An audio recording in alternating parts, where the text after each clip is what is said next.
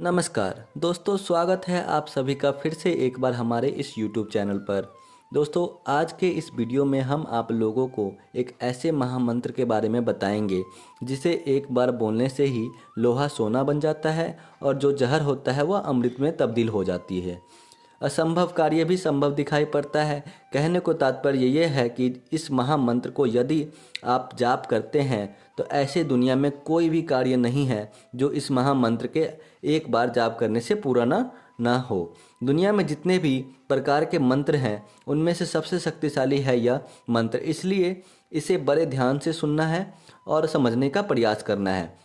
वैसे तो दुनिया में बहुत सारे ऐसे मंत्र हैं जिनका प्रभाव अलग अलग होता है, लेकिन दुनिया में महामंत्र के अलावा ऐसा कोई भी मन नहीं है जो एक बार बोलने से ही फल प्राप्त होने लगे।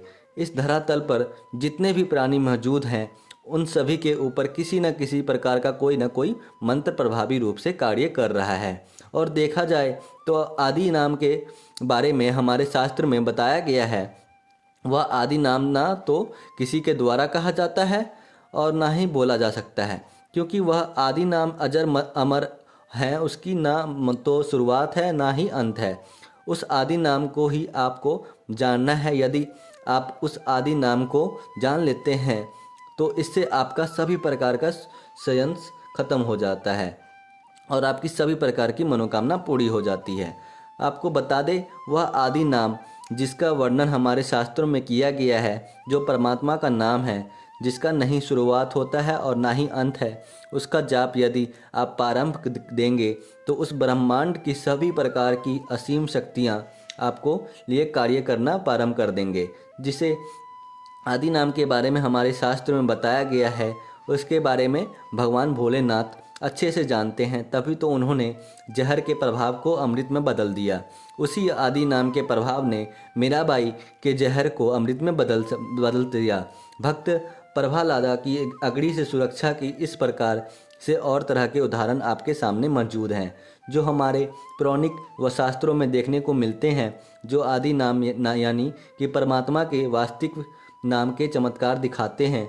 यानी कि स्पष्ट रूप से कहा जा सकता है कि परमात्मा का जो आदि नाम है, परमात्मा का जो वास्तविक नाम है, वह गुप्त नाम है। उसके बारे में ना तो शास्त्रों में लिखा है और ना ही किसी पुराण में लिखा है। परमात्मा के उस नाम का जाप आप सांस उस वास्त के माध्यम से करेंगे, तभी जाकर के आपके उसका प्रभाव आपको देखने को मिलेगा। परमात्मा के उस आदि नाम के बारे में हमारे वेद शास्त्रों में अच्छे से बताया गया है, लेकिन सांकेतिक रूप से बताया गया है, जिसके बारे में जानकारी किसी को नहीं है। आपकी जानकारी के लिए बता दें, परमात्मा इस सृष्टि के कण कण में विद्यमान के हैं। आपको बता दें कि परमात्मा के आदि नाम से बढ़कर के इस दुनिया में कुछ भी नहीं है। अब यह जानना होगा कि वह आदि क्या है। तो दोस्तों, वह आदि नाम भगवान राम का नाम है। लेकिन यहाँ पर आपको स्पष्ट रूप से समझ जाना चाहिए कि जिस राम के बारे में आपको बताया जा रहा है, वह दशरथ के घर में जन्मे राम नहीं हैं, बल्कि कण कण में विद्यमान आदि राम हैं। यदि परमात्मा के इस नाम को आप समझ जाते हैं और इसका लगातार स्मरण करते हैं तो इससे आपकी सभी प्रकार की मनोकामनाएं पूरे हो जाएंगी। जो गूंगा वह बोल सकता है, लंगड़ा भी पहलवान की तरह चल सकता है, बांझ भी पुत्र को प्राप्त हो सकता है। यानी कि कुल मिलाकर के कहा जाए तो यह परमात्मा का आदि नाम कुल वृक्ष के समान कार्य करता है। जिसकी जो इच्छा है वह पूरी हो जाती है।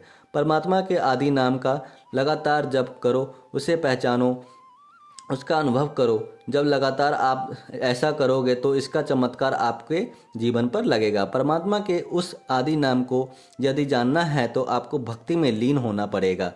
जब आप भक्ति में लीन हो जाएंगे तो उसके पश्चात आपको परमात्मा होगा, तभी जाकर के आपको आदि नाम के प्रभाव को अच्छे से समझ पाएंगे। वैसे तो परमात्मा का आदि नाम इस संसार में मौजूद नहीं है, लेकिन यदि आप खोज करते हैं तो वह प्राप्त हो जाएगा। क्योंकि परमात्मा के बारे में तुलसीदास जी कहते हैं, खोजी हो तो तुरंत मिल जाओ, एक पल देर ना लगाओ। यानी कि आप परमात्मा को तलाश करते हैं, परमात्मा के उस गुप्त नाम की तलाश करते हैं, तो परमात्मा की प्राप्ति आपको सामान्य रूप से हो जाएगी। राजा जनक को 1 मिनट में ही उस आदि राम के बारे में पता चल गया था, जो कण कण में विद्वान हैं और हमारे सभी प्राणियों के हृदय में विद्वान हैं। यदि आप परमात्मा को उस आदि नाम के को जान लेते हैं तो आपके सारे दुख दर्द दूर हो जाएंगे। तो दोस्तों, आज के लिए बस इतना ही। हमें उम्मीद है जानकारी आपको पसंद आई होगी। फिर मिलते हैं एक नए और ताज़ा एपिसोड में। तब तक के लिए नमस्कार और धन्यवाद।